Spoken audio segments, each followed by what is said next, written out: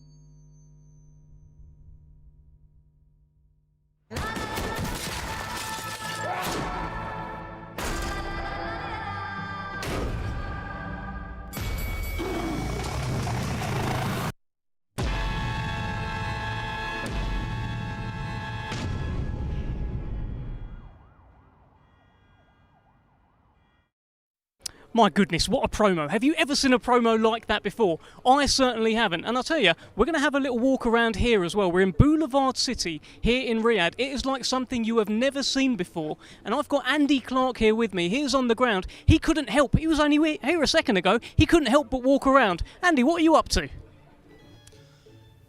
In Times Square, Dev. That's what this place is, a recreation of the famous New York landmark. I've been to Times Square in New York. I'm sure many people watching this have been as well, and it is terrific. But if you just take a look around this place, I think you would probably have to say that it is an upgrade. The scale of it, the level of this, the level of all the promotion that we're going to see during the course of this week is epic, to be quite honest with you. So make sure you stick with us, because day by day, bit by bit, everything will get ramped up. You'll see something new every single day, I promise you, culminating on Saturday night in a spectacle, the like of which I don't think any of us will have seen before. So welcome to Fight Week. Let the games begin. I'll tell you what, I have known that man, Andy Clark, for several years now. I have never seen him look as excited as what he did just there. Look at his eyes lighting up with everything that's going on. We're in Boulevard City here in Riyadh. Today is all about the grand arrival. Saturday night, we are asking the world who is the baddest man on the planet, and today, hey, we're going to get a glimpse at him. Tyson Fury will be taken to the red carpet. Francis Ngannou will be taken to the red carpet. Fabio Wardley, David Adeleye, every fighter involved on Saturday night will be there. And Andy Clark, thank you for joining me again. I was wondering if you'd actually come back or not. I tell you what, you look around this place, honestly, you look around the surrounds, and it's incredible. It really is incredible. I took a walk down there earlier on. You know, you've got the Eiffel Tower, the Houses of Parliament, the Trocadero. You've got everything really that you could that you could need. It's a great way to start. It's a great way to start. And the way we're going to start now is actually with our MC, Thomas Treiber. Ladies and gentlemen, good evening and welcome to the grand arrivals as we get set for a great night of championship boxing this Saturday in Riyadh, Kingdom of Saudi Arabia. We would first like to extend a big thank you to His Royal Highness, the Crown Prince Mohammed bin Salman, and His Excellency, Chairman of the General Entertainment Authority of the Kingdom of Saudi Arabia, Turkey, Al-Sheikh. Well, ladies and gentlemen, this event is being brought to you by Sella, Frank Warren on behalf of Queensberry, Bob Arum's Top Rank Incorporated, and GIMIK. This great event will be televised live in the UK on TNT Sports Box Office in the United States on ESPN Plus, pay-per-view, and around the world in other territories on DAZN. Well, at this time, we are going to first welcome from London, England. He will be defending his WBO European Championship this Saturday night. He brings an undefeated record with 12 wins. 11 of his 12 wins come by way of knockout. Ladies and gentlemen, please welcome David Adeleye. WBO European Heavyweight Champion in the fight of his life, Andy Clark. The British title's on the line against Fabio Wardley. Big step up. Huge. I remember he was here in February for the Jake Paul-Tommy Fury fight, and so he's been out here and had a kind of a flavour of the whole thing. So I wonder if that's proved useful to him in the build-up. I'd imagine, that it would have done. And just to give you an idea of how kind of unusual this is and how big this is a fight for the British title, which in itself is massive, but there were jurisdiction issues because the Border Control have never had to do this before. They've never had to sanction a fight for the Lonsdale belt outside of Britain before. It's historic. It is. Everywhere you look, there is history being made, and we're looking at Big D, David Adeleye. He's 12-0. He's had 11 knockouts so far. He's looking fantastic, getting his photos done over there, and he'll be taking on Fabio Wardley. I'd imagine Wardley won't be coming anytime soon, but Big D, David Adeleye, will join us. How are you, sir? Look at you, checking yourself out. I am. I have to, right? How you feeling? This is big time. Yeah, you know what? It's something different. I just said it to my coaches. It's all different, I'm soaking up and I like it. I'm getting used to it. Feels like you were made for this stage. I think I was too. When it come out, I come out my shell. Do you feel like it helped you coming out here in February? Because I remember seeing you here for the Jake Paul-Tommy Fury fight. You were out most of the week. You're around all of the stuff and that kind of acclimatization, if you like. You didn't know this was going to happen at that point, but it was that investment that you made to come out was, it turned out to be well worth it. Yeah, it's paid off because when I got told the fight was being announced in Saudi, I kind of had an understanding of what Saudi was like. So when I came out here, nothing was really new to me.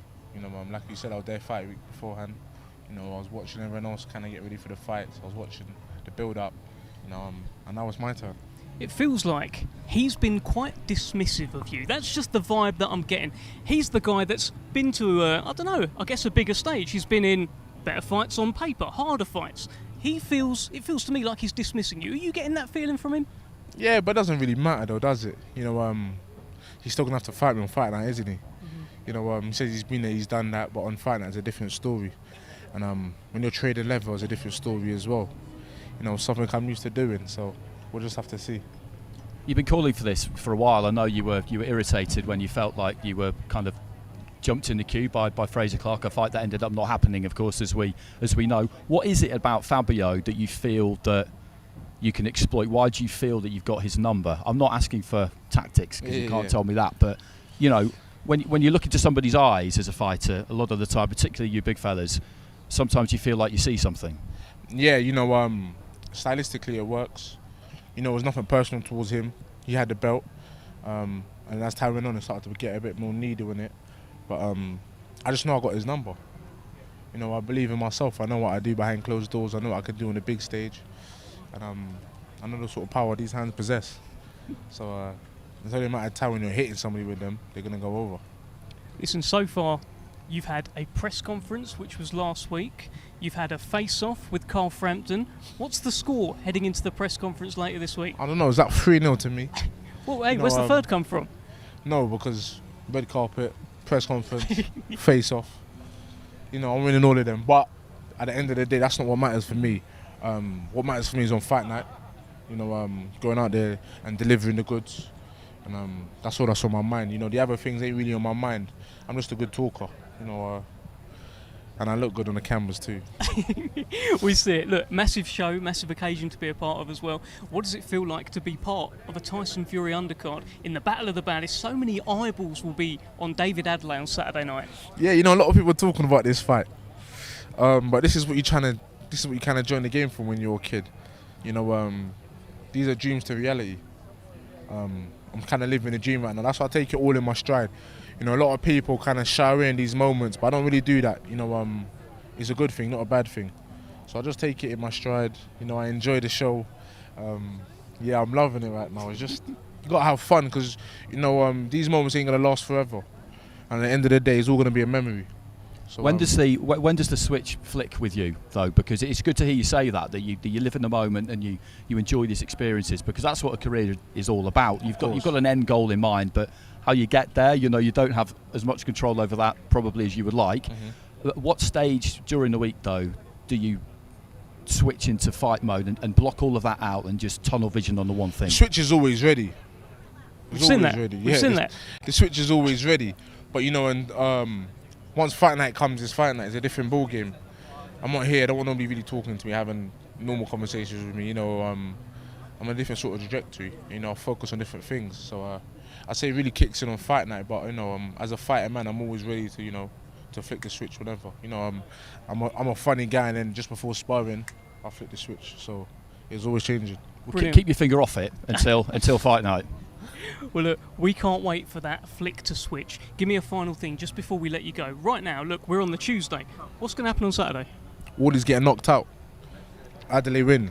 KO. No judges needed. 110%. You know, I think it's going to be a blockbuster fight. The way we prepared is going to be a blockbuster fight. So we'll just see what Wardley comes out. We're ready for anything.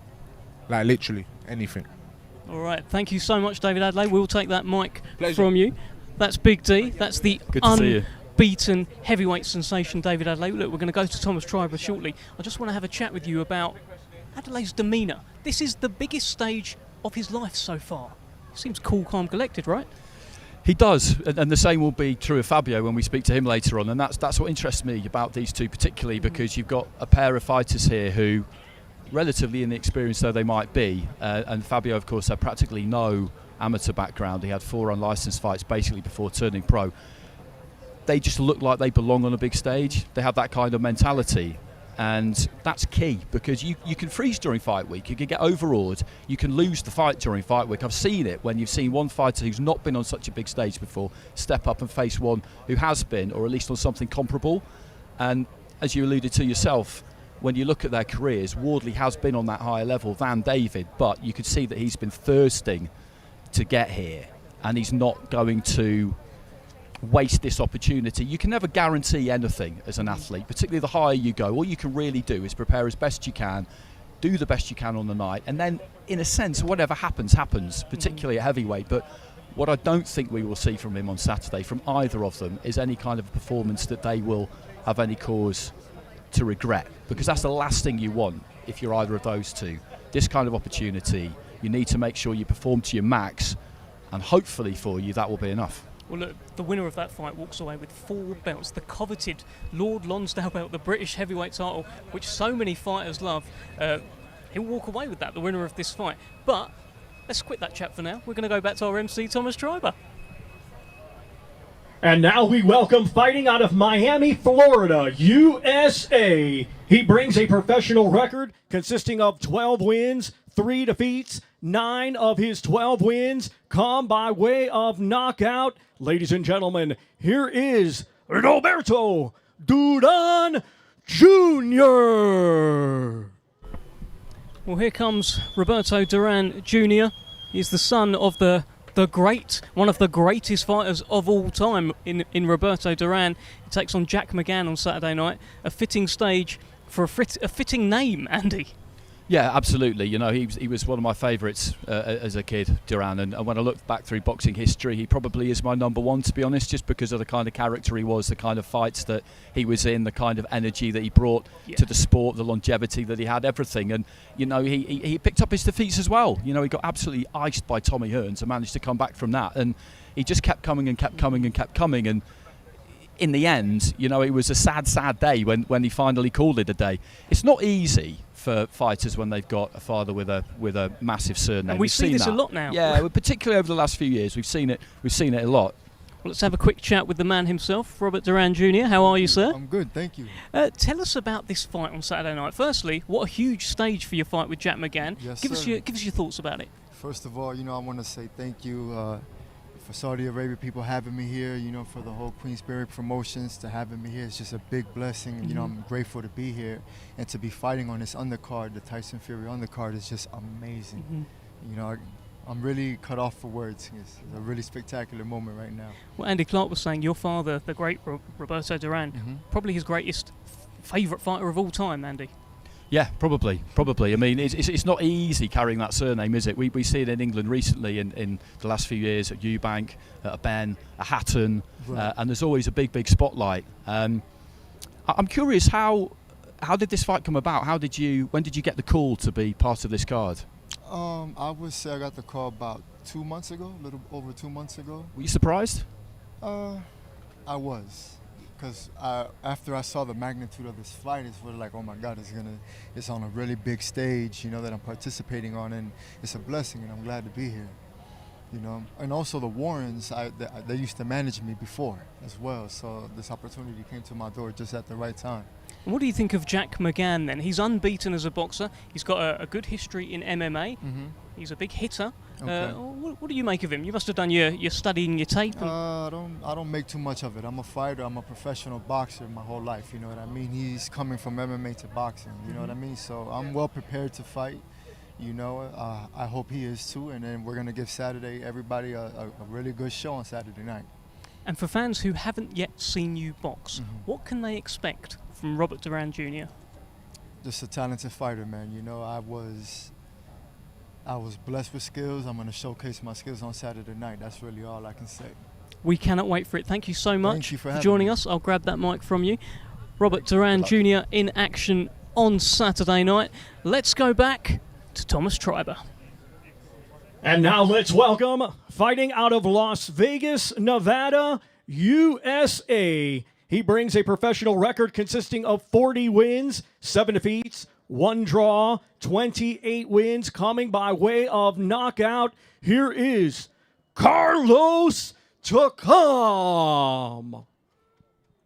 Carlos Takam, one of the, this is a guy who has boxed pretty much everyone, Andy. It's a who's who of people that he has boxed. Anthony Joshua, Joe Joyce. He's beat Tony Yoka in his last fight. He's boxed everyone, Andy. Yeah, he has, and he's still supremely fit at over 40 years of age, and he still really wants it. We could see that in the fight against Yoka. I covered that fight, and he came into the back of it, off the back of a defeat against Joe Joyce, then a defeat against Arslanbek Makhmudov, who we'll see later on, but did pretty well in that fight. He went the 10 rounds, and he had his moments. And then against Yoka in Paris, a fight that people have been calling for quite a while. It had been made a couple of times and then fallen out a couple of times, and he went after it and after it. He beat Yoka up, to be perfectly honest with you, and he was extremely confident that that was what he would be able to do. And what it does is it gets him back in the mix, and he's been in that mix for what seems like forever now. But he's just a great example of someone who, if you stay in the gym, if you keep working, if you live the life, then the minute these days, age is a number. Yeah, no, and as you can see, he's in tremendous shape. He is Carlos Takam. He is always in tremendous shape. He is loving the red carpet. He is loving being under those lights, and he'll be back under those lights on Saturday. Mr. Carlos Takam, please join us. How are you, sir? I'm good, guy. I'm good. And you?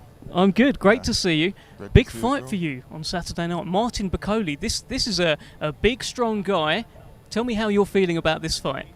I'm really so excited about the fight, and then I'm feeling good. You know, I'm making a good preparation for that fight. So right now, I cannot wait. I cannot wait to be in the ring with Martin Bakole. Right. Tell us about this. This is incredible. You look like you were really enjoying that there. The flashes, look all around. It's amazing to be here, right? Yeah, it's really nice to be here. It's a big event. You know, everybody was waiting for that since, I don't know, 1 year, I think.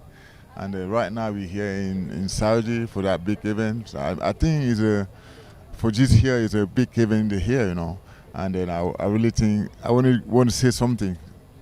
I think Francis is going to win. Oh, he said it. He said it. Well, look, Francis Ngannou is your friend. I've heard you say this. You've said before that you believe he's going to win. Yeah, I believe and then the rematch in the cage. Is that right? Is that what you've been saying? Yes, of course. I really want him to win, and he's going to win. And then we're going to bring again the rematch here. That's cool, right? Hey, well, look, let's bring in Andy Clark here. Andy Clark has been following your whole career. You are one of the legendary modern-day heavyweights. Legendary. Oh. Andy, talk to us. Okay. Well, I commentated on your fight against Tony Yoka, and I saw your fight against Joe Joyce. I've seen a good few of them down the years, but what I love, Carlos, is the fact that you've stayed in shape your whole career. You've lived the boxing life, and you're still full of ambition. because you're in the away corner against Joyce, but you took it because you thought you could win. Against Makhmudov, you took the fight because you thought you could win. And then the same thing against Yoka, and you got the win. And now, you're back in the top 10, back in the top 15. Yeah, back in the game. I know I'm going to win that fight because I really worked so hard for that fight, and then my preparation was so hard. So I believe in me. I know it's not going to be easy. I know that guy is a big fighter. He's a strong guy, but I know he's from Africa like me. We know. And then I'm confident for that fight. I really know I'm gonna win that fight. That fight I'm gonna end the fight. It's not gonna go in 10 rounds. What do you think of Martin Bakole as a fighter? I think he's a young fighter, strong fighter. He's a good guy. And then yes, but I have more experience and I know what I'm gonna do Saturday. I know. So your prediction is a Takam win and an Ngannou win. Is that the double? Yes, exactly. double. Double. That's my prediction. Takam win and Ngannou win. Carlos, wonderful to see you. We'll see you again during fight week. Good luck to you, my friend. I'll grab the mic from you and fist bump you. Thank you. I'll grab that. Thank you. Carlos Takam almost left Andy Clark hanging there. He didn't. You got your handshake in the end there. I was panicking there for a second, Dev. It was on camera. It was very obviously on camera as well. I know. Listen, big fight for Carlos Takam. This Martin Bakole fight is one, for me, it's really caught the public's attention. Yeah, it's a good fight because Bakole has got some real ability. Mm-hmm. He always has had. He had that setback losing to Michael Hunter in a fight where a lot of questions were asked about him after that fight, but the way he responded was impressive because he went straight into a fight in Poland against Mariusz Fak. Fak at that point wasn't in the away corner like he is now. Mm-hmm. He had big ambitions, so that was a bold move. But that's how much confidence they had in themselves that the defeat against Hunter was a blip. Mm-hmm. They got the win, and he's moved on since then. And now he's just knocking on the door, waiting for an opportunity. And he's got good rankings too. So there's plenty on the line for both of them. And if Carlos can win, he can take those rankings. And it's. Yeah, I like this fight. I liked it as soon as it was made. Well, Takam feels like one of those guys that maybe heavyweights on the way up are having a look at him and saying, okay, maybe he's a bit of a gatekeeper, but sometimes they get it wrong. Tony Yoka, Takam was his comeback fight after the first loss of his career. He thought, okay, I'll fight Takam. People know who he is in Paris. I'll come through and I'll keep going. But he got it wrong, and Carlos Takam keeps proving people wrong. Yeah, he does, and it is a dangerous game to play because you have to be very, very confident in your fighter if you're going to put them in against someone like Takam. Or, as you say, you've assessed the situation incorrectly, looked at him and just thought, okay, went to London and fought Joe Joyce, did well for a few rounds, but then got stopped. Went to Canada, fought Makhmudov, okay, did all right, but he lost on points. All right, that's where he is now. He's taking away corner jobs. He hasn't really got any ambition left. It'd be easy to think that, but it was wrong. Mm-hmm. Because he was just waiting for that opportunity. He always fancied it against Tony Yoka. I always fancied him against Tony Yoka, to be honest with you. And you look at the shape he's in, and he is, as I say, he's a good lesson to all pros out there because he lives the life of a professional fighter, and he always has done. He absolutely always has done. And just a reminder, this Saturday night, in the UK, TNT Sports box office. In the US, via Top Rank on ESPN Plus pay-per-view, and around the world in other territories on DAZN. Make sure you don't miss this fight, this event. There's so much. We've just had a chat to Carlos Takam, who's taking on Martin Bakole. We've spoken to David Adeleye. Very soon we'll be speaking to Tyson Fury and Francis Ngannou. But first, let's go back to Thomas Treiber. Let's now welcome, coming to us from Liverpool, England. He brings an undefeated record with 8 wins, 1 draw. 5 of his 8 wins come by way of knockout. Here is Jack the Pilgrim McGann. So far, just 8 wins, 1 draw on his record. And the main thing here is that this man has switched over from MMA to boxing. He was tremendous in the MMA world. There was a point where he had 10 first-round knockouts in a row, and he wants to be proof in the pudding that you can translate MMA striking to heavyweight, well, to boxing. Yeah, you can. You see plenty of fighters make the switch over from kickboxing as well, and generally they tend to stand up quite straight and punch hard. It can leave them a little bit vulnerable at times if they're a bit too upright, so we'll see what he's like stylistically, but he's very experienced in combat sports, and that does make a big difference. There's a huge difference between boxing and MMA, clearly, but in terms of the mentality and the mindset and being able to take yourself mentally to that place you need to take yourself to be able to get in there with somebody else. Well, let's bring and in put the it Pilgrim. all on the line. You know, that's absolutely critical. Absolutely. The Pilgrim, Jack McGann, how are you, sir? Very good, thanks. Yeah, great to see you. Tell us about this. You know, it looks like you're really taking that in there. You're taking in the lights. Big occasion, big stage for you. Yeah, it's massive. I've said from the start, there's been an ongoing theme of we're doing it different, and you've never seen nothing like this. But I've heard that plenty of times, and you get there and it is. But this is really, I got the impression early on to just have a really open mind to it and just get ready for whatever crazy stuff they come up with. And when I was driving up to the to this, then all the light, you can see the lights from miles away. I've never seen production like this, and it's different. Me and Andy were talking about your MMA background. Hey, you could really hit in the MMA world. It looks like you can whack in the boxing world, so that the power does translate, huh?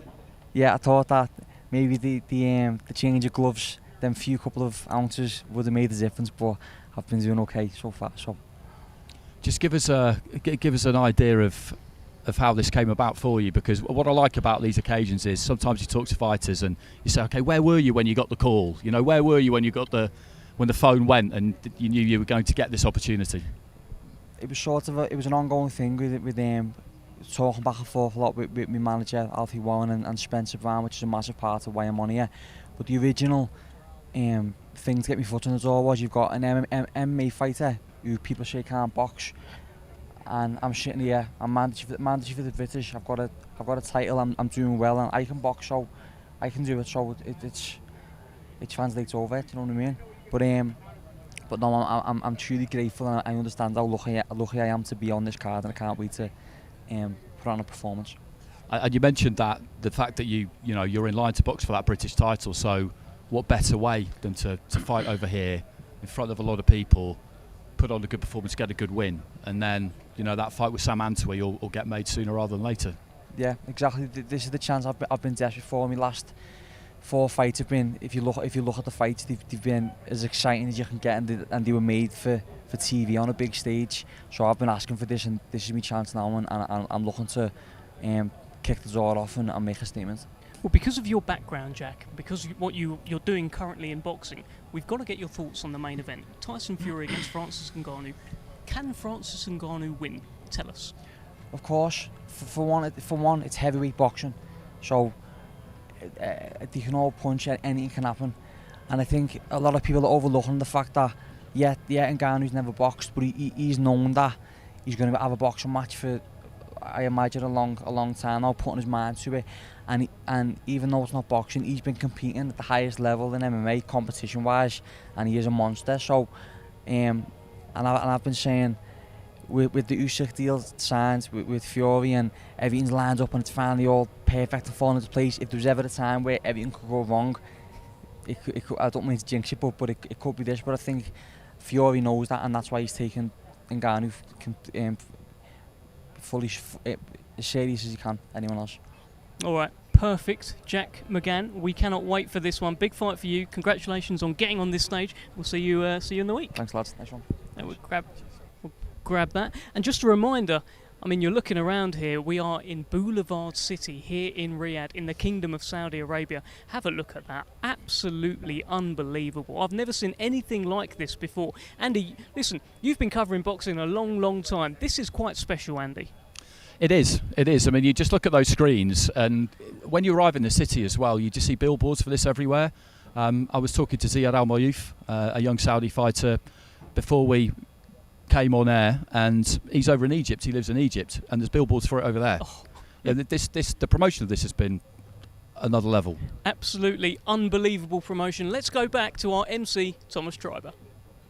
Let's now welcome, coming to us from Kildare, Scotland. He brings a professional record consisting of 19 wins, just 1 defeat. 14 of his 19 wins come by way of knockout. Here is Martin Bakole. Here comes Martin Bakole, the Congolese heavyweight giant. Many people are seeing him as a bit of a sleeping giant in the heavyweight division, Andy.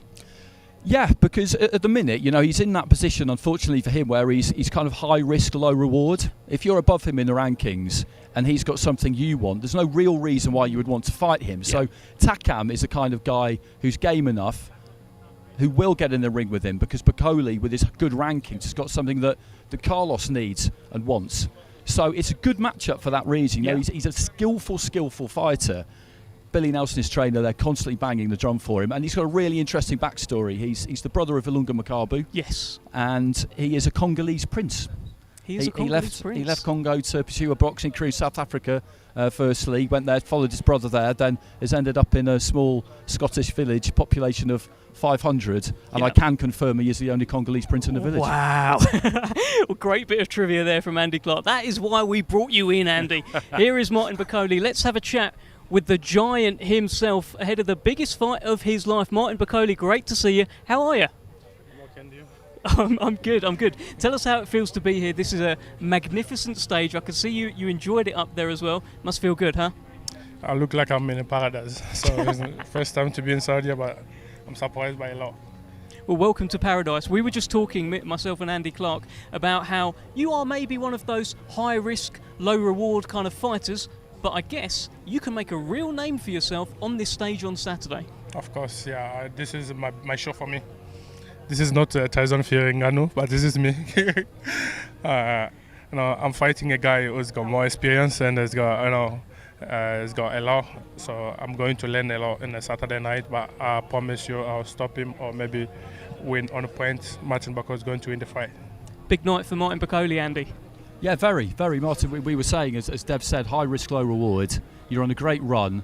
People above you, they're not really going to want to fight you. That's just the way boxing goes, isn't it? So Carlos Takam, actually, off the back of his win against Yoka, who you also beat, it's as good a fight as you could possibly get. Yeah. Maybe want to revenge the Yoka fight because they're both French, but it's a big mistake he made, because it's for reason everyone is avoiding me, but he's a man. He said yes to fight me, so why not?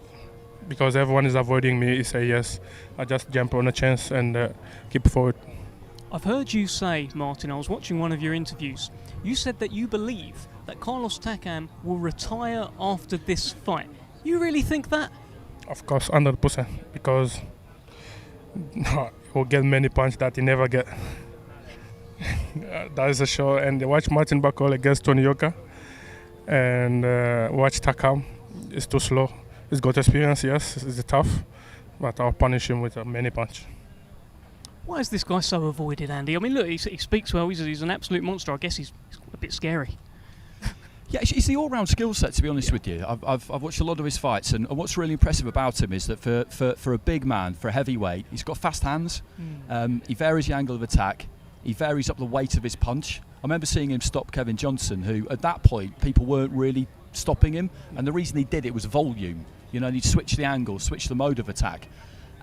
It's that kind of heat that he brings, which is unusual for somebody of his size. If I looked at the stats, I'm sure it would show that he throws more punches per round than most other heavyweights out there. He's a real handful for anybody, and that's why, unless he's got something you want, and he has with Carlos Takam, then he's going to have to force his way into mandatory position, I'd imagine. Okay, Martin, we're going to get a final word from you. Just tell us, very briefly, in a few words, what's going to happen on Saturday? Oh, knockout, big knockout. Takam is in trouble. I have much respect. I respect him. He's a big brother to me. And this is for Africa. He's from Africa as well, and I'm from Africa. So one must sleep, but it's him. He's going to sleep Saturday night. Well, there you have it. Go back to MC Thomas Schreiber.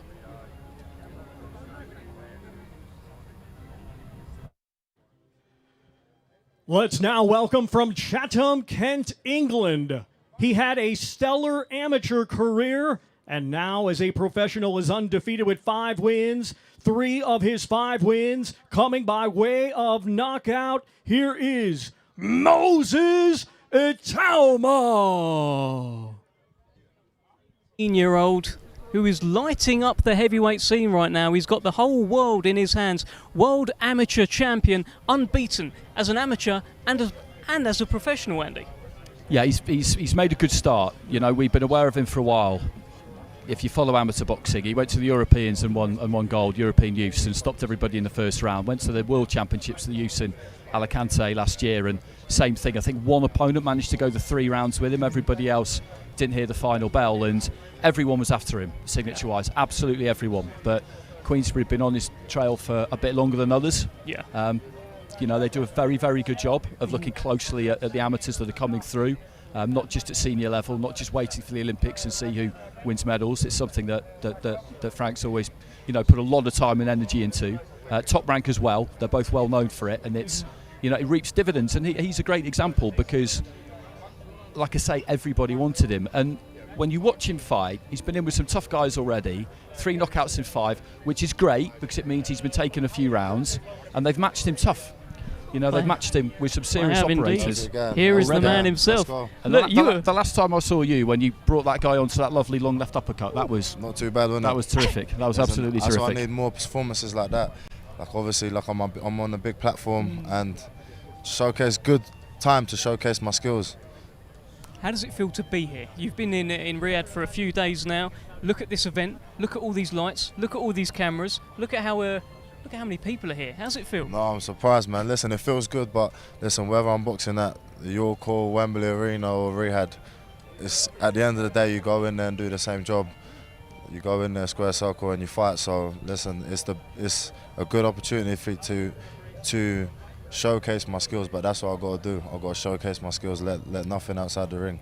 We've seen a little bit of everything from you, I think, so far, in terms of what you can show us. You've had people out there within a minute. You've had people out there within sort of 90 seconds. You've gone the distance a couple of times as well. We've seen your boxing skills. What are we going to see on Saturday? Fireworks. Fireworks. I always say it, fireworks, man. You like the sound of that, Andy? Well, I mean, we've seen plenty of them so far, and it's been good to see you taking a few rounds after those first 2 fights. But what really interests me about Saturday as well is that we've got this British title fight on the same card. I mean, do you feel that you would be ready for the winner of that already? Yeah, 100%. Like, I was thinking this yesterday. I was in the shower. I believe that I can probably beat both of them. But listen, my time will come. I respect David and I respect Fabio. Obviously, they're going to put on, or hopefully they put on a good performance this Saturday night. But like I said, I believe I can beat them, and my time will come. My time will come. Mike Tyson's going to be there at the weekend. Yeah, that's mad. Still after his record? Of course, 100%. Listen, hopefully, after this fight, I can get more credit for my boxing because I don't believe, like, obviously I got a little bit of credit, but I don't believe I was able to showcase everything I can showcase. So I believe this fight I would be able to because I got an actual opponent that's trying to gun for my head. So if you see him, are you going to tell Mike Tyson that you're after his record? Listen, I was saying this. If he doesn't know that, I'm not doing my job properly. He's got to know that.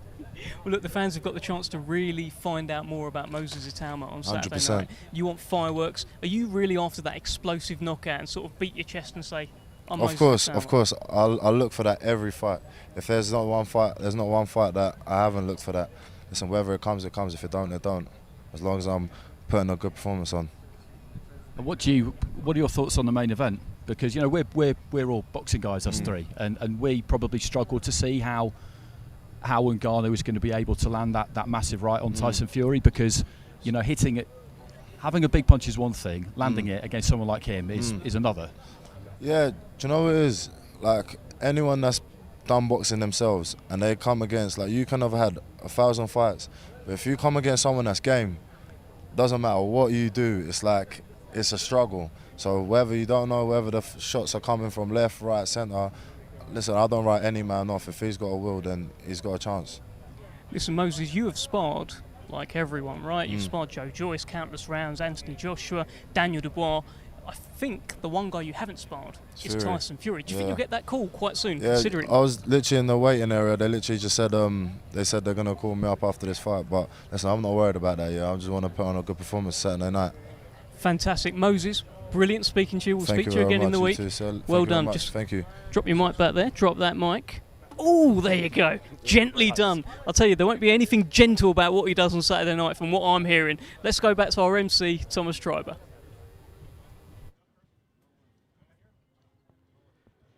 Let's now welcome a native of Russia, now fighting out of Montreal, Quebec, Canada. He brings an undefeated record with 17 wins, 16 of his 17 wins coming by way of knockout. This Saturday night, he will be defending his NABF Heavyweight Championship. Here is Arslanbek, the Lion Makhmudov. Makhmudov, a giant, currently based in Quebec, Canada. He's from Russia, and my goodness, he's in the same hotel as me. I've seen him walking around, and he is a terrifying man, a quite foreboding figure, Andy Clark. Yeah, he is. He looks pretty menacing, doesn't he? Yeah. You know, he's got Mark Ramsey in the background there, so he's from the same stable as Artur Beterbiev. Oh, there's something about those guys. There is something about those guys. You know, he's a strong fighter. He's a strong fighter. He boxed a lot in WSB as an amateur, the 5 3-minute round format, and he had a very, very good record in it, which puts you in a good position to slipstream into pro boxing, which is what he's done, and they've built him well. Top Rank have been looking at him for a while, and they've now signed him up on a co-promotion with Eye the Tiger, who are based up in Canada. He won his first fight with Top Rank in his last fight, and he's just about ready to go now, I think. He had a good win against Carlos Takam last year. Yeah, looks ready to go. 17-0, 16 knockouts. Mostly what he hits crumbles in front of him. The only man that's gone the distance so far is Carlos Takam. We're going to see if he can come in for a quick chat. Just a little bit scared. Let's bring in Arslanbek Makhmudov. How are you, sir? Good. How are you still, guys? Good to see you. This is a huge event. You must be happy to be part of this. Yes, I'm very happy to be here, and very great, real event. You know, it's first time I've been now having this like this big event. Yeah, I'm very happy. I'm very excited. Do you feel like this is Saturday night, a huge chance for you to make a bit of a statement? For those who don't know anything about you yet, on this stage, on this platform, you can show the world who you are. Yes, of course, it's my good opportunity to show real my performance. So I'm here for seriously. I'm here for to be champion, to compete for this title, and yes. You have some good rankings. How far away do you think you are from being in that top level of the heavyweight division? I don't know, but we do all the steps. We do all what we have to do for to take this chance as soon as possible. You know, I hope so. It's gonna be next year, inshallah. You seem to have a lot of power. We have seen in your 17 wins so far, 16 have come by knockout. Where does this power come from? Tell us. Tell us. This God give me this power, but I don't know. I honestly, I don't think so. I have like more powers than maybe another guys, but I try to do my best. I don't know. What are your thoughts on the main event, Tyson Fury against Francis Ngannou? Because you mentioned power there. Francis Ngannou is famous for the power that he has. Fury is, I would say, the best heavyweight in the world. I think everybody agrees on that. Yes, it's very interesting fight. Honestly, I don't think so. Somebody think it's like not like fake fight, you know. No, it's not like that because Ngannou, Ngannou, this guy, former UFC fighter, and it's heavyweight, you know. It's strong guy. We call boxing, but it's also fight, you know. It's like a street fight, you know. That's why it's dangerous fight. I don't think so. It's of course Tyson Fury is another level. It's he maybe #1 now, but anyway, you have to be careful. Are you trying to make one of those statements where Tyson Fury, by the end of the night, knows who you are? Again, you want Tyson Fury to know your name at the end of the night? Do you want him to know who you are so he knows about us? Oh, he's the guy that scored a big scary knockout on my card. Yes, he make like some funny stuff about me, and also some say some words not nice words, because he like touch my face, touch my name, like who is name, you know. You don't have to say that. It's personal stuff, you know. My name is personal stuff. If you want to say about boxing, you want to say, oh, it's not good boxer or good boxer. It's your opinion. It's no problem. But talking about personal stuff like name or I don't know, another stuff, you cannot do that. You know, it's unrespectable. You know, we have to like Tyson Fury. And also any like famous boxer have to represent and show like example for the young generation to give good example, right? That's why. Well, listen, you've got Junior Anthony Wright in front of you on Saturday night. How do you see this fight going? What's going to happen in there? This guy, very like a fast guy, with good defense. That's why for me it's going to be challenge to fight with this guy. It's and also good experience, That's why it's going to be a good challenge for me. Perfect. Thank you so much for joining us. Just pop your mic back there. Arslanbek Makhmudov, a heavyweight giant in action on Saturday night. Let's go back to Thomas Treiber.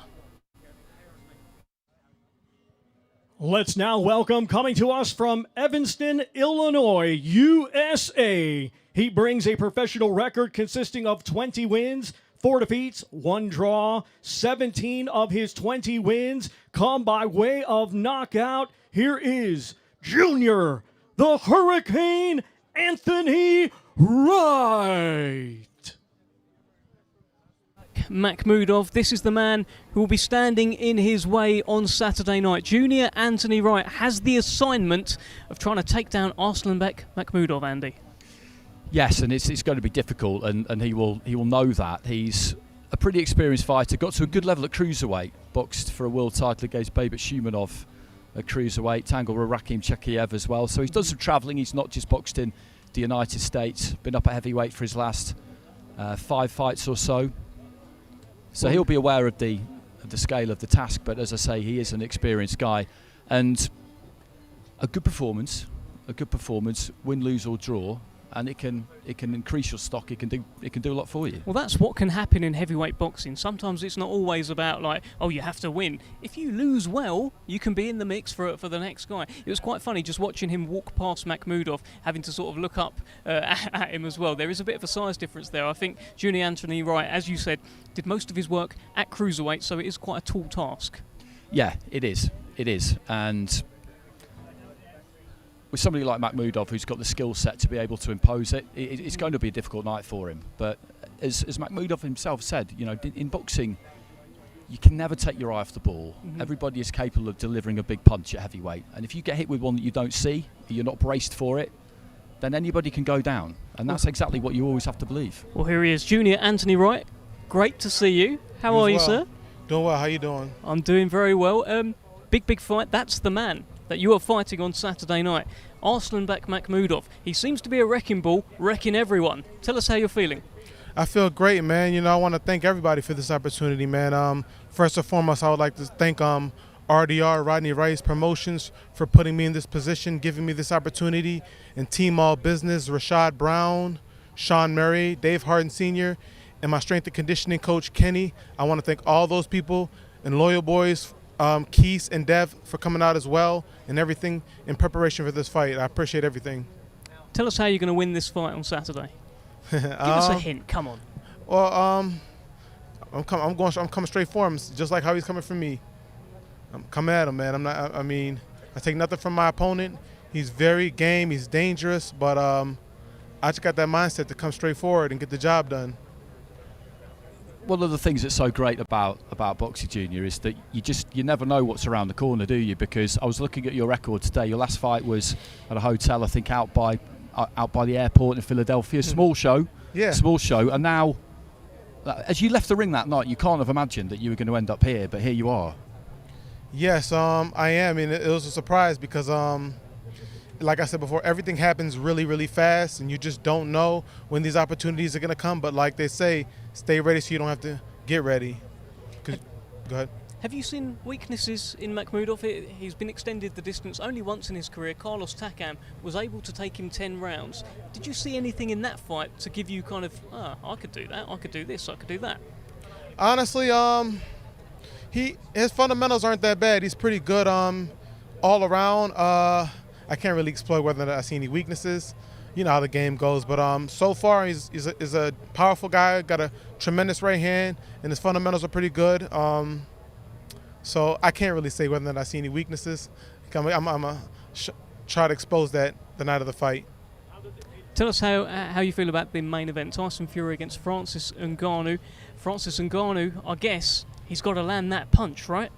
Yeah, Yeah, it's quite obvious. Ngannou, he's a puncher. He's not going to outbox Tyson Fury. So, in my opinion, he would have to catch lightning in a bottle. That's all I see. I mean, Tyson Fury is going to control everything else. He just got to get lucky.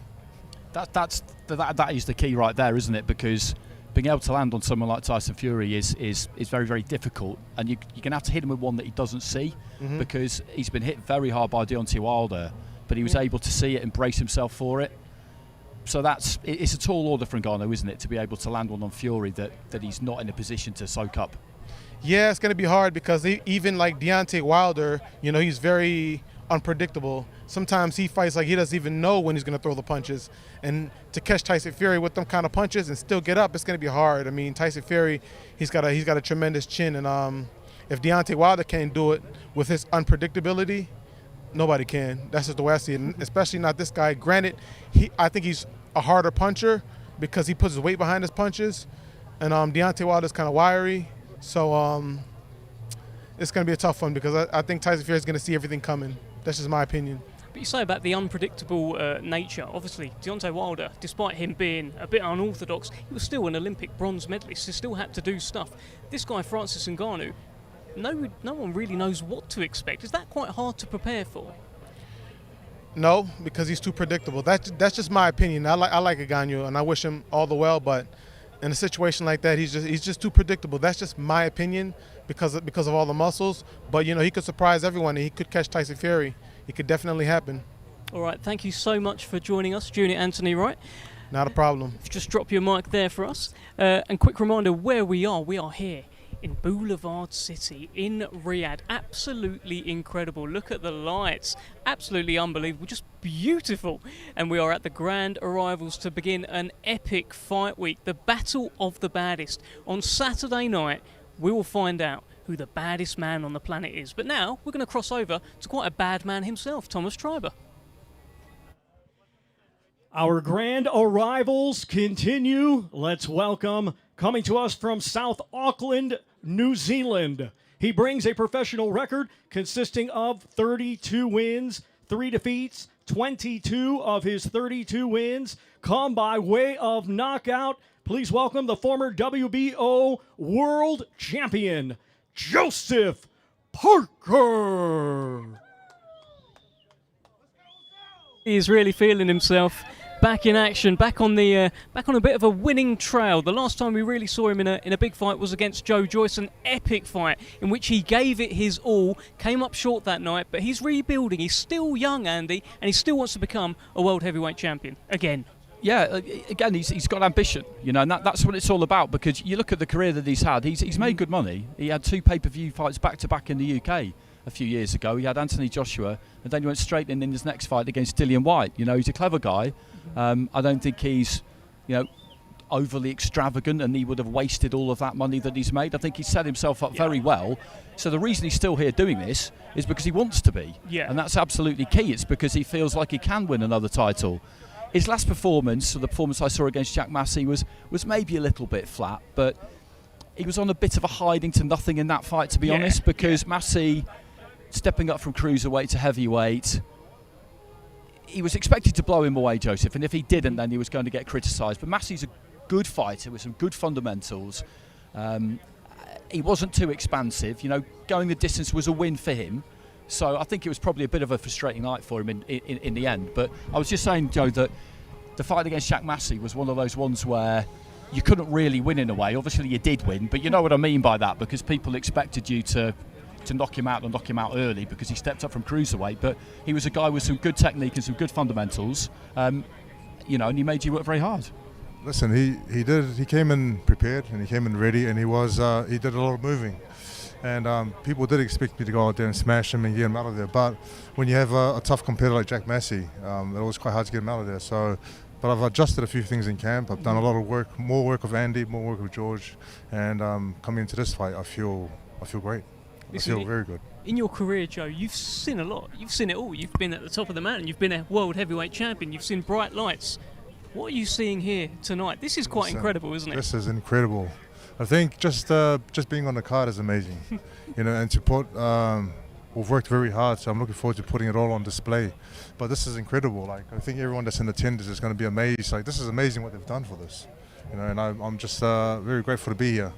Well, you're here because you are fighting Simon Kean on Saturday night. Simon Kean has only been beaten once. He can whack a little bit. 22 knockouts. Tell us how you're feeling about this fight. Simon Kean, Olympian, got a good record, good knockout ratio, and I think it's just I wasn't quite aware of Simon Kean before the fight happened. I watched a lot of footage on him now, and he is powerful and he's strong, and I just have to be very careful when I'm in there. And box the way I want to box. Well, tell us what's going to happen. Come on, give me something. You know I'm going to ask you for prediction. Come on, Joe. Every time I say I'm going to knock someone out, it doesn't happen. But I want to listen. Everyone wants a knockout. That's what I want. So going into the fight, I just got to listen to what Andy says, take my time, and get him out of there if I can, or when I can. I was saying as you walked over that you've done an awful lot in your career already, and you're at that stage where you're doing this because you want to.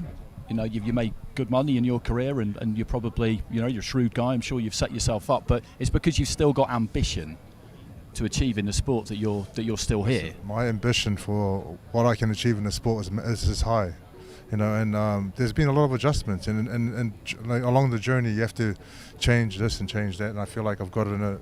I feel like I got it right now, and I feel like I've only just begun again, and we'll see when fight night comes. Tell me this, Joe. You've been in camp with Tyson Fury. You've been around him.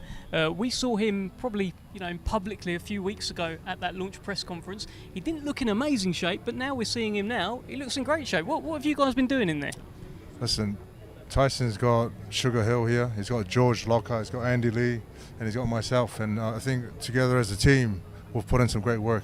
And he's had great sparring. He's had great training, and I think we're all in shape for this fight. Even the trainers. Well, you say even the trainer. I have to mention Andy Lee's incredible powder blue, light blue suit and trainers combination that you can't see at home, which is an absolute crime because the man is looking sharp. Training camp is not just for the fighters. Yeah. It's for everyone. Do you know what, Andy? We're going to bring you in. Come in. We need to see this. We do. Goodness need me. To see. The people need to see it. Andy bigging up an Andy. Look at that suit. Goodness me. Best dressed man in the place. Look at that. Hold on. Hey. Unbelievable. Oh, sorry, John. Dev. How's a big man looking? Is he going to be world champion again? We're on our way to it. Yes, that's his ambition.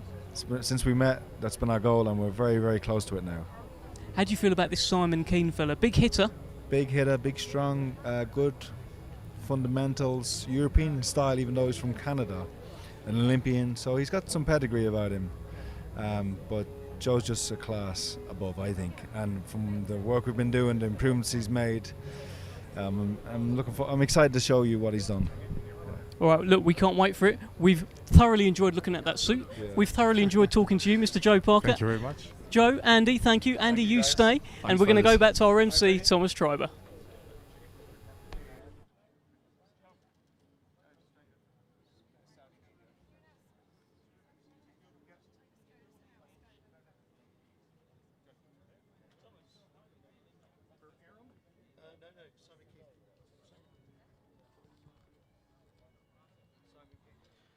Let's welcome first, coming to us from Trois-Rivières, Quebec, Canada.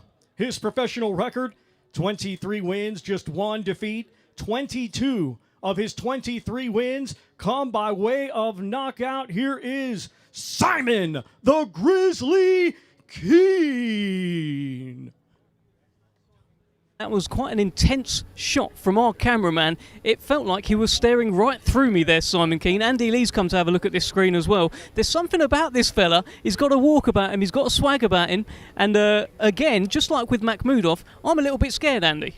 Yeah, there's a big team they brought over too because they're both from the same stable, Eye of the Tiger, up in Canada. So that helps because there's a familiarity that comes with that, with having a lot of the same people around you and one of your training partners as well. And you mentioned his record, and it is a good record. There's not that many names on it in terms of the level that he's been at. The defeat was a while ago, so he's well and truly over that. But again, I feel like he's one of these guys who he will feel like he's ready to go, and he will look at Joe Parker and just think, this is the perfect guy for me because he's been a world champion. He's still very, very well ranked. And he won't be thinking anything other than a win. But as we just said, win, lose or draw, a good performance, you know, and it can do a lot for you. I mean, we saw it with Dempsey McKean, didn't we, for example, against Philip Hrgovic. Exactly that kind of performance, good example. if you don't win, it can still take you a long way. And I think, you know, it's a leap, but at some point you have to make one. Well, look, he's one of those names that we've seen like on BoxRec. He's been around the heavyweight division a little while, and it feels like he's awaiting his breakout fight. Simon Kean, hello, sir. How are you? Fine, thank you. Yeah? Yeah. I'll do my best because I don't speak English, but I'll do my best. I'll do my best. Okay, well, look, is this a translator? Can you help? Yeah, I'll help. Okay. Well, listen, we're not going to keep you for too long, but Joseph Parker believes that he will knock you out on Saturday night in front of all these people in Riyadh. What do you think about that? Of course you want to knock me out. I want to knock him out too. It's, everybody said that, but I don't know what to say, but I'm not going to let you knocking me out. No.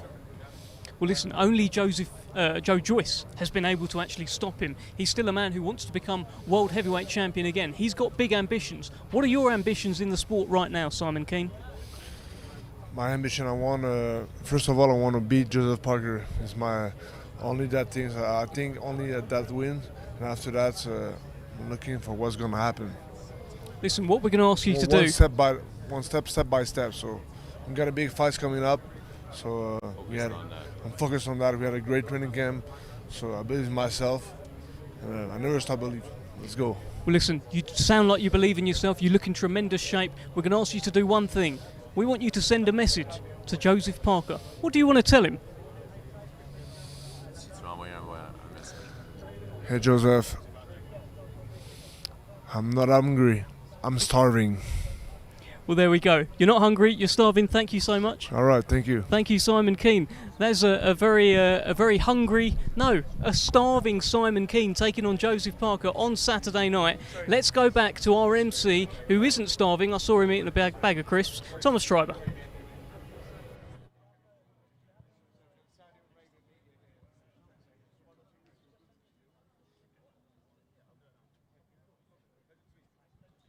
Let's now welcome, coming to us from Ipswich, England. He is undefeated with 16 wins. 15 of his 16 wins come by way of knockout. And this Saturday night, he will be defending his British and WBA Continental Championships. Here is Fabio Wardley. Here comes the unbeaten Fabio Wardley, the British heavyweight champion, the WBA Continental heavyweight champion, and maybe, listen, if Andy Clark wasn't here, maybe Fabio Wardley would be the coolest man here tonight. Unfortunately, Andy, he's not.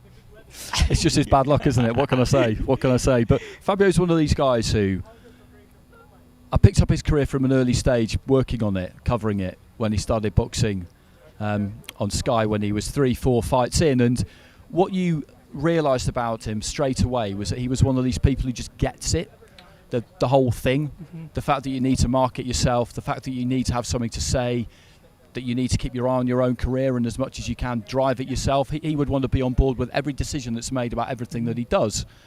He's that kind of guy. So like David, he is somebody who feels like he belongs here. Yeah. And as previously discussed, that's really, really important. And there's no real bluffing that. Sometimes when you speak to someone about their ambitions, they've got a lot to say, but it doesn't really convince you. But with other people, they've got that more kind of measured look about them, and what they say to you, you tend to believe it. I was just saying that from the start when I started covering your pro career, you always struck me as being one of these people who you understood the sport, you understood the business, you understood what was required of you, kind of inside and outside the ring, and this is the kind of place that you've always felt that, you know, supposed to be, that you belonged in. Yeah, massively. There's a lot more that goes into boxing than just, look, you got to be a good boxer at the end of the day, you got to put on a show, but it's an entertainment sport as well. You got to entertain the fans, you got to entertain the people that want to come watch you, that pay their good hard-earned money to sit in seats. So you got to do that bit, and you've got to do all of this as well, and this is something special. Well, Fabio, look, I was saying to Andy, I mean, you're looking fantastic. I said, if Andy wasn't here, you'd probably be the coolest dressed person here. Oh, nice. I tell you what, he distracted me on my walk in. I went, go on, Andy. I wheel this one out for the big occasions. Last time I wore this, I was getting married. Yeah, true story. Okay, Well, okay. there you go. Well, big occasion for you on Saturday night. David Adeleye wants to take your head off. How do you feel I know. about that? Well, everyone wants to take my head off nowadays, but it's nothing new for me. So, yeah, it's going to be an interesting one. It's going to be an interesting one. It's a fiery matchup. Look, it's going to be something special. I think. I think the event, the spectacle that it is going to bring something out of the both of us. Like we all know with me that look, if it's go time and you want to get stuck in, then I'm ready for that anytime, any place, anywhere. But we haven't seen so much of that from David. So maybe this event, maybe this spectacle will bring that out of him, and he'll want to get involved, and we can put on a show for everyone that's tuning in to watch. Well, look, a lot of people talk about how this is the step up for Adeleye. Is it a step up for you? Young, unbeaten, hungry, heavy-handed British heavyweight. Is it? Yeah, you've got a way with words, a way with spinning it to make it sound maybe a bit more spicy than it is. I don't know. Look, he's got all the I don't know taglines which you're putting on him. That maybe it could turn into be something like that. Do I think it's my hardest test yet? I'm not convinced, but show me on the night and we'll see. 4 belts on the line, Andy, as well. Yeah, I mean, you've got the vacant Commonwealth too, which is another terrific belt to win. You've got some good rankings, actually, haven't you, with the WBA, the IBF. You're in at number 15 now as well. He's got 9 with the WBO. So, there's that ladder to climb as well as keeping hold of the British. In terms of the build-up, it was unfortunate what happened at the press conference. You both would have learned a lesson from that. But it has made the fight bigger. I mean, you talked about this being the entertainment business, and it's put a bigger spotlight on it. Yeah, massively. The fight was already pretty big to begin with. People, like I say, there was undefeated, both British heavyweights getting in there, putting it on the line, and then a bit of unfortunate incident at the previous presser, but it did what it did, and it added more fuel to the fire and made it more spicy. So, yeah, I think a few extra people are going to be tuning in to watch just to see how we get on. Listen, Fabio, it's Tuesday today. We're just a few days away. You're going to be asked for your prediction several times before the fight. This is me asking you for the first time. What's going to happen on Saturday? I'm going to keep count all through the week of how many times. Look, Saturday, I think most of us purist boxings, I think we've got Fury backed. I think we just think that we've seen his dominance in standard boxing and that without that kind of that MMA crossover. So I think when he steps in the ring on the night, I think the expectation is obviously for him to win. I think that's a lot of us feel that way. But Ngannou has a left and a right question mark in either hand, and I think he's going to be looking to put that on for everyone to see. Wow, what about your question marks? What is David Adeleye going to think about the question marks you present him on Saturday? What's going to happen in your fight? I don't know. After I hit him with him, he's not going to be thinking too much, I don't think. Andy, such a good fight. It's a great fight. It's a great fight because you've got... In Fabio, you've got somebody who is genuinely heavy-handed, and I think there's more to come on the power front because he's able to hit people hard sometimes when he's not even really that set. So I'll be interested to see what he's been doing in the gym, because if he could just sort of sit down on his shots a little bit more, then I feel like he's maybe at about 70% power at the minute, possibly. Is that accurate? 70%? You got a bit more? Yeah, look, you definitely haven't seen the most of me. You haven't seen the best of me. You haven't seen the most of me. Probably, as you guys said before, I came from that white-collar background of not having those pedigrees that step up before. So I've been in the lab, I've been doing the hard work, I've been going back to kind of the real basics of boxing and those key details, and you'll see all the finals of that on the night. Do you think we need more than 70% of you to beat David Adeleye on Saturday? I'm not going to do it. I'm not going to do a Eubank and say you need 60% or whichever. But look, I always take my fight seriously, regardless of the build-up, regardless of everything else, regardless of the opponent. I don't care who it is. It could be someone you found from the crowd. I'm going to be training at 100%, and I'm going to take 100% of me into the ring. So that's irrelevant. I'm going to do my job. We can't wait. Fabio Wardley, thank you so much for speaking to us. Let's go back to the one and only Thomas Treiber. Well, ladies and gentlemen, that completes the grand arrivals of our undercard fighters. And before we get to our main event participants, we would like to extend a big thank you to His Royal Highness, the Crown Prince Mohammed bin Salman, and His Excellency, Chairman of the General Entertainment Authority of the Kingdom of Saudi Arabia, Turkey, Al-Sheikh. Well, ladies and gentlemen, our main event this Saturday night It is a WBC special event scheduled for 10 rounds in the heavyweight division. We will first welcome a native of Cameroon, now fighting out of Las Vegas, Nevada, USA. He has a professional MMA record consisting of 17 wins, 3 defeats, with 12 of his 17 wins coming by way of knockout. Here is the lineal mixed martial arts heavyweight world champion, Francis the Predator Ngannou. Well, here comes the Predator. Somewhere in that crowd, the cameraman is making his way to him now. The man who has spent his life making the impossible possible, and he has quite a tall task in front of him on Saturday night. He's the lineal MMA heavyweight champion. He never lost his UFC heavyweight title in the ring. He has now left that organisation and is free rolling, really. He's got Tyson Fury in front of him in such a huge crossover event. He's got it all to do, but he really, really believes in himself, Andy. 100% he does. You look at what he's achieved in his own sport, and there's every reason that he should. What I'm looking forward to this week, before we get to the actual fight, is just watching how these two just comport themselves, how they are around each other, which we'll see more at the press conference and the weigh-in than we will today and at the workouts tomorrow, because you've got two people who are both king of their own hill here, and they will behave accordingly. Fury will feel he's been the king of his particular hill for a while now, since he beat Wilder in that second fight, and they'll have gone into every fight since feeling like he is very much, you know, the A side, as people like to talk about. And that brings a certain kind of swagger. But when you've got somebody coming out of the opposite corner, in whatever the setting is, who can match you for that, because they have that similar resolution, you know, we've got two silverbacks here, haven't we, basically? Yes, that's absolutely. what we've got. And look, this man is all smiles right now. He's got those sunglasses on. He's got a lovely jacket on. There's plenty of swag here from Francis Ngannou. And when you think about the story, when you think about where he come from, it makes it even more unbelievable. The Predator, they call him, and he is looking the part right now. Francis Ngannou. He absolutely is. He absolutely is. And you can tell just how used to it, how used to this situation and this stage he is. He looks every inch what he is, which is an absolutely top-level athlete and extremely experienced. I hesitate to use the word celebrity, but you know what I mean. Yeah, exactly that. And what he was known for, of course, in MMA was being able to punch people very, very hard. I think that could help him on Saturday. Yeah, absolutely. And we talked about this, you know, a few times during the course of the last hour or so, and I'm researching this at the minute for something else I'm working on, and the reality is, and everybody agrees on this, everyone I've spoken to, trainers, managers, fighters, promoters, anyone can go if they get hit with one they don't see. Anyone. It's difficult to hit Tyson Fury with one that he doesn't see.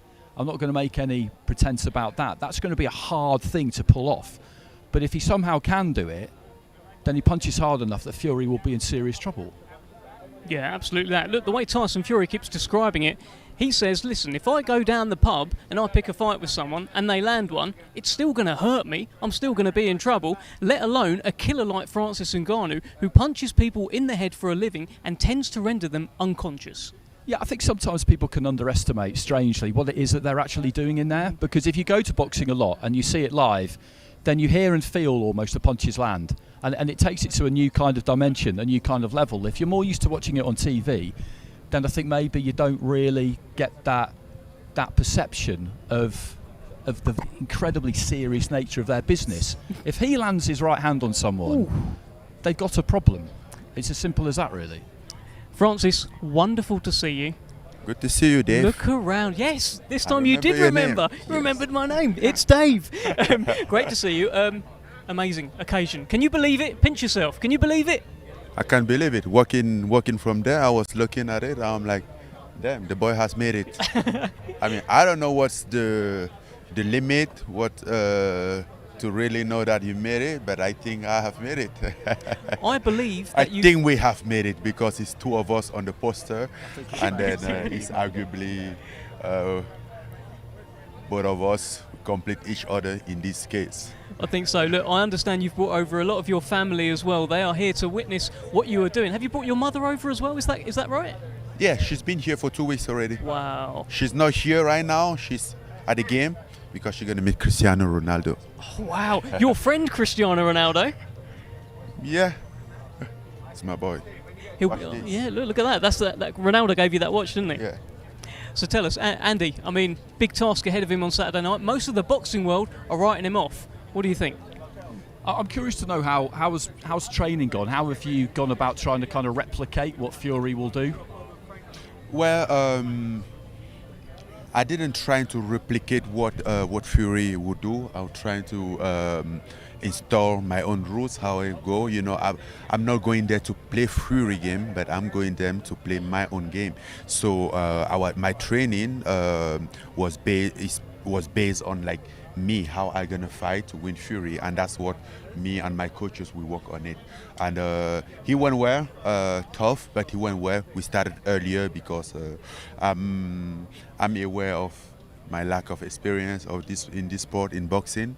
I know it's my first fight, but I'm a man of challenge, and I have overcome a lot of challenges. So has it been a case of concentrating on kind of pure boxing technique, those kind of mechanics that will allow you to punch as hard as possible?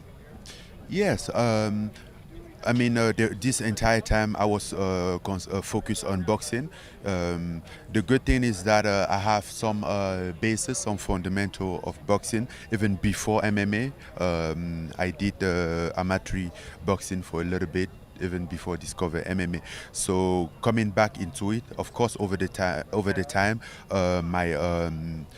my reflex was little MMA style, but in the past 4 months, I was focusing in boxing and trying to get that back, you know, and it was quite different from my other training camp. Well, listen, Francis, we're going to ask you one final thing before we let you go, okay? The world will be watching on Saturday night.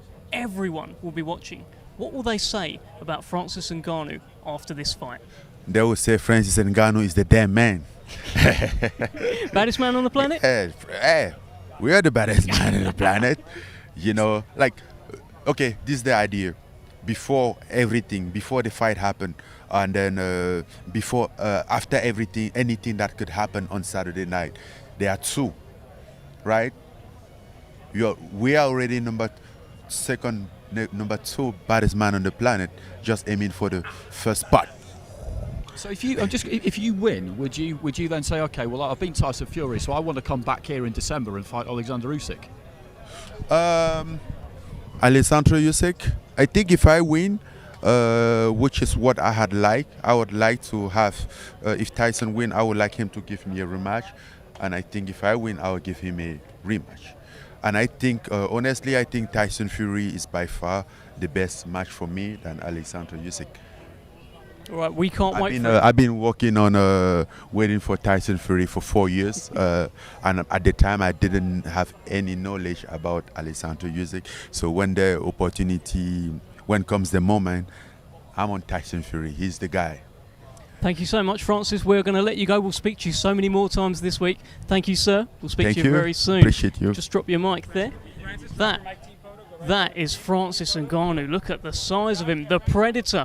Cool, calm, hits very hard. Andy, first time you met him? Yeah, first time. What First time. He's impressive. He's impressive. You know, he's very relaxed in this kind of context, which you'd expect him to be. And just talking to him about his training there, that makes sense to me. Trying to get a sparring partner who's going to replicate what Fury may or may not do, because he can do it a number of different ways, is very, very difficult. So concentrating on yourself in that context, I think, is the right thing to do. And interesting to hear that he's got a little bit of an amateur background, because it is about the mechanics, it's about the fundamentals, about the technique, because he can't worry too much about what's coming back the other way. He knows that he has to land to have a chance. Well, we're going to go over now to a man who's about to land a massive, massive introduction, the one and only Thomas Treiber. We're not going to go to him just yet, actually. He wasn't quite ready to land that big one. But Andy, I'll tell you, we are moments away now from the arrival of Tyson Fury, the lineal heavyweight champion. this is all about him, really. He is the man. He is the king. And, I mean, big moment. Yeah, he's in an incredible time in his life at the moment as well. You look at the Netflix thing, and then there's this massive event, and then potentially Usyk by the end of the year. It's just, the spell he's in at the minute it's incredible. Thomas Treiber. Ladies and gentlemen, at this time, let's welcome two of the greatest professional boxing promoters in history. They are both in the International Boxing Hall of Fame, Mr. Bob Arum and Mr. Frank Warren.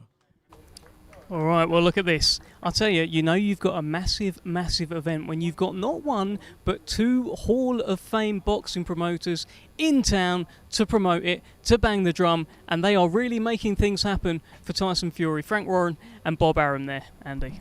Yeah, these are a fascinating pair of individuals. They really are. You think about the amount of time they've spent in the sport, you think about the amount of things that they've achieved, and it's kind of mind-boggling, really. And they're both amazing company. Yeah. You know, you understand immediately how they've managed to do what they've done, because they're those kinds of people who make you kind of feel a little bit special just by having a conversation with you. They make you feel like you're kind of the only person in the room, and they're capable of doing that with everybody they speak to. It's, you know, it's great to have them here. It really is. It's great to have them here. We'll have a chat with them very, very shortly. Just doing a few photos for the red carpet. Nothing they haven't seen before. Frank Warren and Bob Arum, two Hall of Fame boxing promoters. And what an event we have got on Saturday night. The Battle of the Baddest. And Frank Warren said at the very start of this event, he said this is going to be the biggest show, biggest event that he's ever been involved in. Initially, I just thought, oh, that's a good line, Frank. But you look around what we've got here tonight, some of the shots that we've shown you on this stream, incredible, absolutely incredible. And I'll make him right. Let's have a chat with Frank and Bob, as he calls Andy the young man. Frank, I think you're coming in with me. Hello, sir. How you doing? I'm good. I'm good. Where's Bob? Bob, if you want to come in as well. Frank, listen, let's start with you. At the very start of the promotion of this whole event, you said it's going to be the biggest show you've ever been involved with. Look around. It is, isn't it? It certainly is. It's actually bigger than I thought it would be. This is magnificent. I've never seen promotion like it. You know, everywhere you go, not just here, in the world, it's everywhere, in all the major cities. It's fabulous. And it's going to be such a brilliant night, there's no doubt about it. Bob, you've been on an amazing ride with Tyson Fury as well, with Frank these last few years. I'm just curious, when was the first time you heard about this 6'9" fighter called Tyson Fury? We heard about it, Frank and I, and we didn't quite believe it, because we asked, where are you going to put it here in Riyadh? And they said, well, we haven't built the arena yet. I said, well, you only have a couple of months before the fight's going to happen. And look, out there, they built the arena. How did they do it quickly? 60 days. Right. In the States, it would take at least 2.5 years to build an arena like this. They should bring the guys over to finish the H2 Right. tunnel. I guess they don't have unions. No, they don't. Tyson Fury. He's fully crossed over now, and this is for both of you guys to talk about here. Netflix #1. He's got singles. He's got books. I mean, he does it all, Frank. He does. I mean, he's become a worldwide celebrity, and it's down to hard work. I mean, hard work in the ring and outside the ring with the various ventures that he gets involved with. But one thing about him, whatever he gets involved with, it's successful. He's a very successful guy. He's really at the top of his game at the moment, Bob. Well, yeah. I mean, even in the States, he's big news, because since Muhammad Ali, we haven't seen an athlete, let alone a boxer, like him. I mean, he is just captivates everything that he sets his mind to do. But he's got a guy in front of him on Saturday who hits very hard and will be trying to take his head off. Are you nervous, Bob? Yeah, of course. I mean, because that guy was training in my home city of Las Vegas, and that the word got back to me from everybody who was watching him that he was knocking guys down in the gym, and that he has the most powerful punch they've seen. That being said, he doesn't have the boxing experience that Tyson Fury has, but I just hope that Tyson is smart enough, and I'm sure he is, to not to stand toe-to-toe with this guy and trade punches. Well, Frank, let's bring you in here. Do you think Tyson will stand to toe with him? Well, look, toe-to-toe? what Bob's saying is a sensible way to go about it. But what he's done in his last couple of fights, certainly with Deontay Wilder, he stood toe-to-toe with the biggest punch in heavyweight in the last 40 or 50 years. Well, that wasn't so smart. He got knocked down twice. Listen, I'm with you on it. Don't worry about that. I'm with you. But he done it, and obviously his eye will be on to get. He wants to fight again before the end of the year. So I don't want him to get fazed by that. I just want him to go out and do a job and do it properly. But I think it's going to be very exciting. Says he wants 10 more fights, Frank. Well, listen, as long as he's fit and well and he wants to do it, then that's not a problem. No, I mean, I think he should, a couple of more fights and then run for Parliament. Well, we've heard from Bob, we've heard from Frank. Thank you so much, gentlemen. It's a pleasure. We are now going to go back to our MC, Thomas Treiber. Let's now welcome, fighting out of Morecambe, England.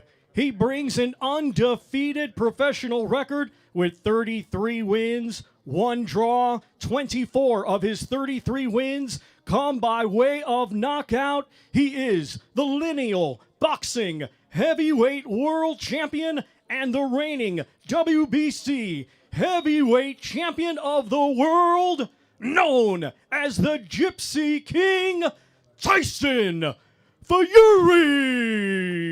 Well, here he comes, the one and only Tyson Fury, of course, plugging the brand new Furosity, which has just come out, and of course, dressed for the occasion. It's always like a question, what is Tyson Fury going to wear to these events? And now we have the answer, Andy. He might even show you up. Yeah, I mean, I wouldn't attempt to pull that off. I really, never in a million years.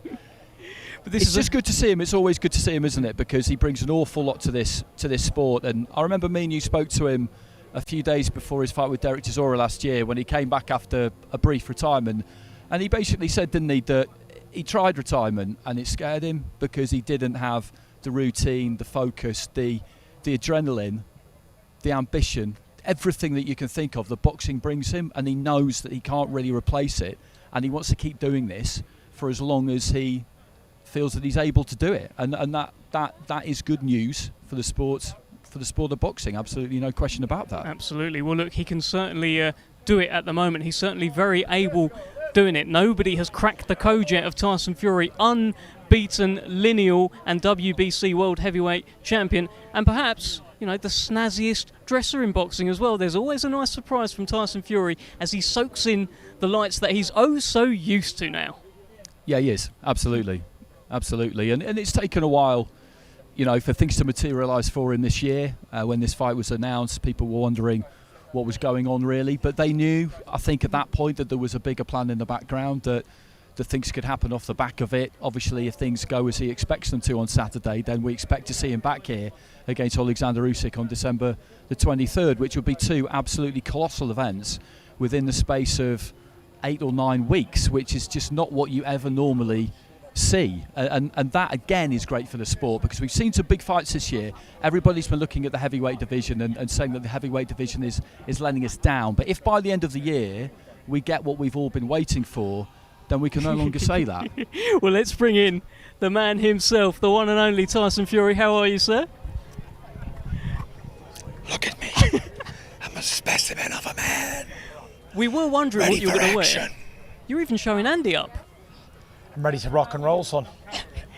You've done so many red carpets now in your life, in your career, and everything you're doing. How'd you find this? It was a red carpet, so I came in the red vest, and I had to do it cowboy style. So we're repping Saudi Arabia. This is how we do it. How are you finding? This is how we get down in Riyadh town. How are you finding Riyadh? This is amazing. Look around. It's unbelievable. This is a fantastic city, fantastic country. The people are unbelievable, and all of Team Fury are very, very, very happy to be here. Andy's just met Francis Ngannou for the first time. He was quite impressed, What is he, a proper sausage? No, I mean, he cuts a pretty impressive figure. He's at the top of his game, isn't he? You're at the top of yours. Yeah, And yeah. That's what's interesting about this. When he walked in, I said, it's like we've got two silverbacks, basically, both kind of like king of their own hill. He expects to win. Well, when he feels this big right hand, he won't be winning very much. We just spoke to Frank and Bob, right? And Bob was very clear. He said, Tyson can't stand and trade with him. We don't want him to do that. Behave yourself. I can stand and trade with anybody. I stood and trade with Wilder, stood and traded with Vladimir. I'll stand and trade with this little bitch. You can see Ngannou now. He's on the camera there. What Yeah, would he you looks see? like a proper sausage. Looks cool and I've calm. heard the dreadlocks, but what are those shitlocks? So you think you can stand and trade with this guy who hits harder than anyone else in the world, right? Says who? Well, he was in the Guinness Book of World Records, Tyson. Well, I've not had a go at punching, so he ain't beat me. I have beat the actual biggest puncher in boxing and knocked him out. So yeah, until he beats me, he can only ever dream about that record. The biggest puncher in combat sports, me. We saw that shift in style that you brought into the second Wilder fight, and I guess since then, this is you now, isn't it? This is what you want to bring, because in the heavyweight division, what people want to see, what they've always wanted to see for decades, is knockouts, and you want to give the people what they want to see. Well, I might give him a knockout, or I might give him a slick master boxing performance. Not let the ugly man touch me once. That'd be unbelievable, wouldn't it? Come out and start dancing, tripling the jab like Apollo Creed. Sticking and move, Rocky, sticking and move. Bums brawl, don't they? You can go to a pub and see two big lumps knocking shit out of each other. But what I can do is only a gift from God. Not very many people can do what I can do. Twist and move, bend, treble that jab, follow 4 right hands behind it, slip and counter with my hands down. It's like a unique gift. How would you fight you? I wouldn't want to. Because any man who comes in front of me will lose. Whose outfit's actually better today, your one or Francis? Because we've just seen him on the screen. I think I've got more colour in mine, and Francis has got more sparkles in his. But I've always been led to believe that sparkles are for girls, so, yeah. Well, we'll put that to him. Ask him. Yeah, I haven't got a single sparkle on me. I've got a unshaved face and a big bald head, and plenty of chest hairs on show. However, he's wearing sparkles, which in my opinion are for girls, glitter and stuff. Kids and girls. So yeah, we'll see. And he's got sunglasses on in the dark, which is a big no-no. We can see that, actually. That equals proper sausage, in my opinion. Listen, look, they say he hits as hard as a small family car, right? So what does Tyson Fury hit as hard as? A wooden mop. Good job. Do you ever kind of take a moment to just kind of look at where you are in your life ever during your career? Because look at where you are at the minute. You know, you're the smash hit on Netflix. Yeah. You're front and centre of this, which is massive. Look at this, it's unbelievable, isn't if it? what you expect to happen happens on Only Saturday, one will reign. then we'll have another one in December. That'll be 2 back-to-back. You know, do you ever kind of take pause and just think about what you've done with your life? I just sometimes look in the mirror and think I'm an absolute genius. and when everyone thought it was all over for the GK, he comes and totally redeems himself. And pulls this out the hat. And here we are. It's unbelievable, isn't it? Like, just only 6 months ago, I didn't even know if I was ever going to box again. And then, here we go.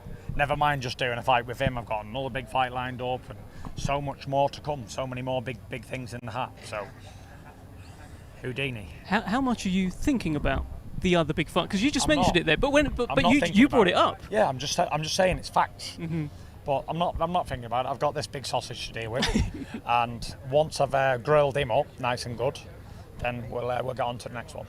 If he is there, Alexander, my understanding is he is there, just like he was after your Derek Chisora fight. Say he gets up on the apron, say he gets in the ring. How do you see all of this playing out? I don't see anything. You know, this is our night. Nothing to do with the rabbit. And yeah, it is what it is. This is our night. And look, our names are up in lights and big screens everywhere and posters and that. So it's really about us. It's not about the rabbit on this occasion. He will get his turn soon. The world will be watching as well. Cristiano Ronaldo. So many megastars are going to be there. It's quite something, Tyson. Unbelievable. All the biggest stars from around the world in all sports and things are coming. Actors, MMA fighters, boxers, everybody. So it's going to be a big event of who's who. I believe it's the biggest sports gala of the most champions ever been before in history, right here in Riyadh. So we're all looking forward to it. big night, Andy. Yeah, it's absolutely massive, and this can see the heavyweight division basically just close out the year in incredible style, because people have been pointing at the heavyweight division a little bit when we've seen Spence Crawford and fights like that, and just wanting... Spence Crawford, though, wasn't really a good fight, was it? The imagination of the fight was better than the actual fight. It was. And that's what I think. I think once we've had the big fights, then there's nothing more to look forward to. The anticipation of watching Spence and Crawford was much better than the actual event. It's like waiting for an event like Christmas, and you gear up to it, you do all your shopping, you round it all up, wrap them all up, and then it's here and it's gone. It's like, well, all right, see you next year, guys. It's quite pointless. But you've got to see it, though, haven't you, to know? Well, we saw that one. It wasn't all that, and it was what it was. But, yeah, whatever you say, Andy. Your promoter, Frank Warren, one of your promoters, has said that you are now... Am I the only fighter in the world who's got not one, but 2 Hall of Fame boxing promoters? Can't be bad, right? Oh, I'm flying, isn't I? Well, look, he says that you're now the biggest star in world boxing. You've overtaken Canelo Alvarez. Agree? Listen, I don't pay no heed to all that stuff, stars and whatever else. I just come here, do my job, get paid, go home. I don't pay any attention to it. I don't do any fancy dancy stuff. Go back to Morecambe and just do the bins and all that shit, what I usually do. So, yeah, you could be the most famous person in the world, but if you don't leave Morecambe, you don't reap any rewards out of it, do you? It's not that I don't get invited to all these fancy places like the Formula One and the tennis and all these sort of things, but it's having the time and getting away from the family and going there on my own. And if it's not a family event and kids are welcome, then I'm probably not going to go. So if there's any family stuff going, like Disney trips and things and all that, then holler at me. But if there's not, then get somebody else, single person, I think. Well, look, it's quite a big moment for him, Tyson, as well. He's brought his whole family. His mum's here to watch him as well. As much as you understand, you believe you're going to knock him out, etc., you must have a quiet admiration for his story and the fact that he has joined you on this big stage. Yeah, for sure. Listen, it takes 2 to tango, and he deserves to be here. He's going to earn his money the hard way, and good luck to him. I can't say any more.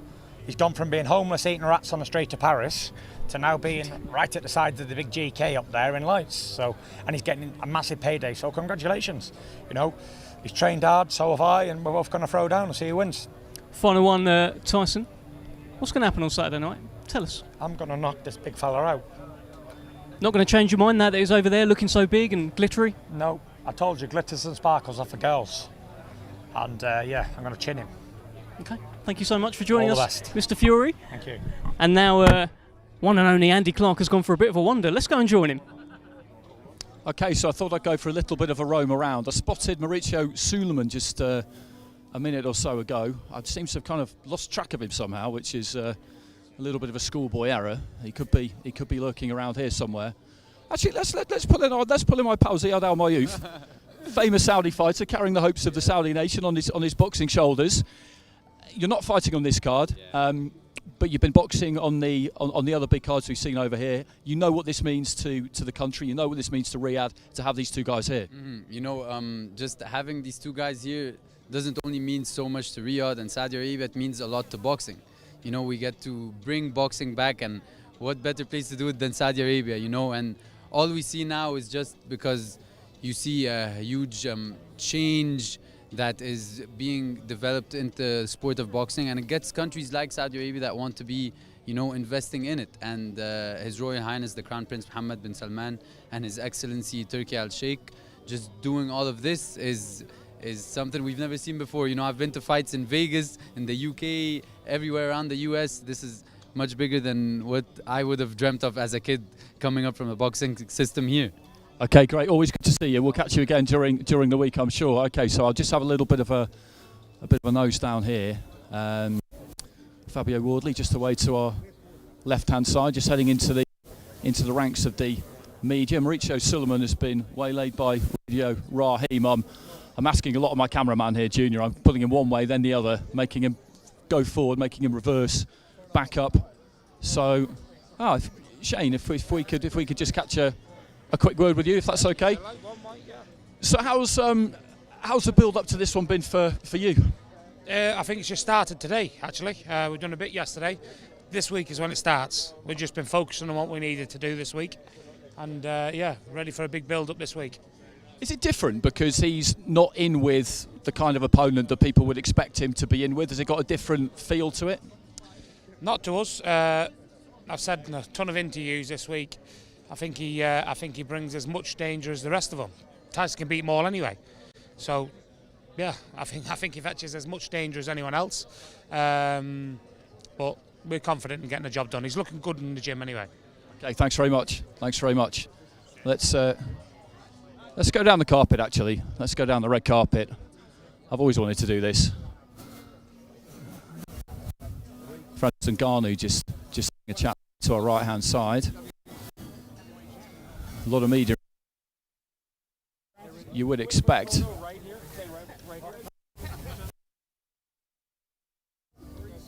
So Mauricio Suleiman, I think, has just finished. So I'm going to pounce on him.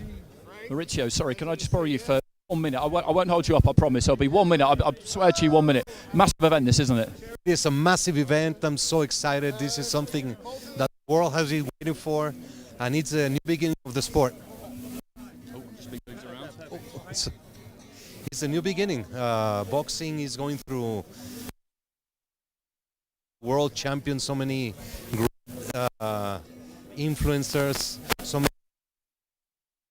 Japan, Tyson Fury in the UK, Canelo in Mexico, Crawford.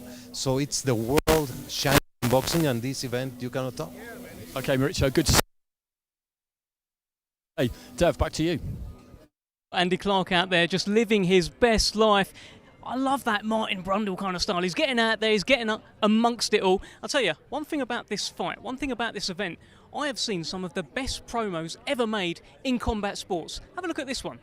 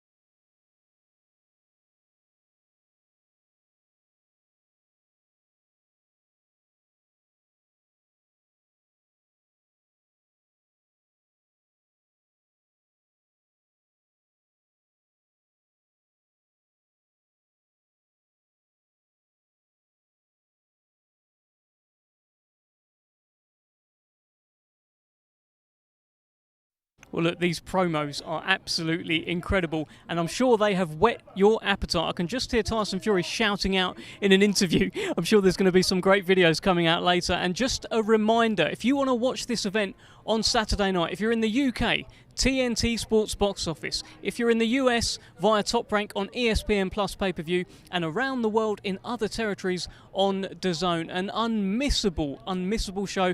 Andy, we've been looking at some of these promos. We've had a chat today with Tyson, with Francis Ngannou, all the fighters on the undercard. Give me a sort of synopsis of how you felt here today.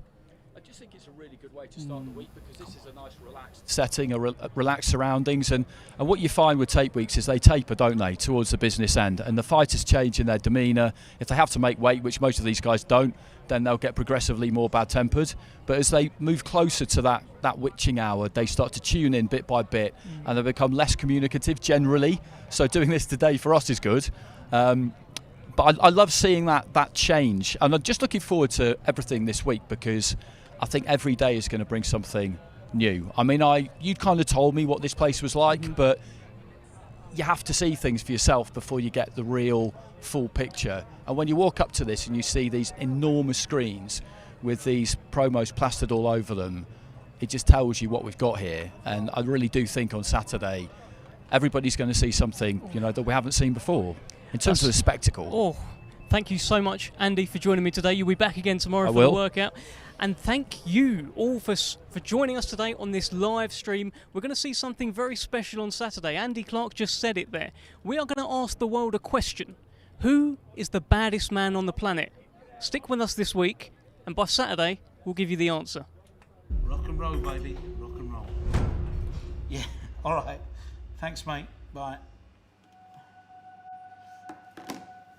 We ready, boys?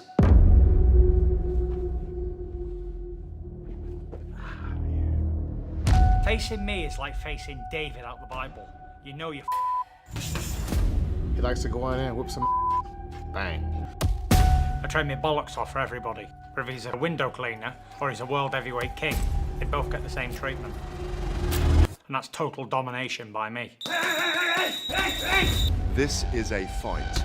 Francis Ngannou is coming early to take his head off. Who is the baddest man on the planet? All eyeballs all around the world when you watch in Riyadh. The leading warriors. All eyes on us, like Tupac said, all eyes on me. This man has transcended his sport. The pinnacle of boxing. Saudi boxing, get ready for a takeover. Gypsy King style. All of a sudden, bang. This won't be happening without His Excellency Turkey. It is the event. Facing the Gypsy King, no matter who you are, you can't win. I never leave any stones unturned. That's why I've been undefeated in 15 years.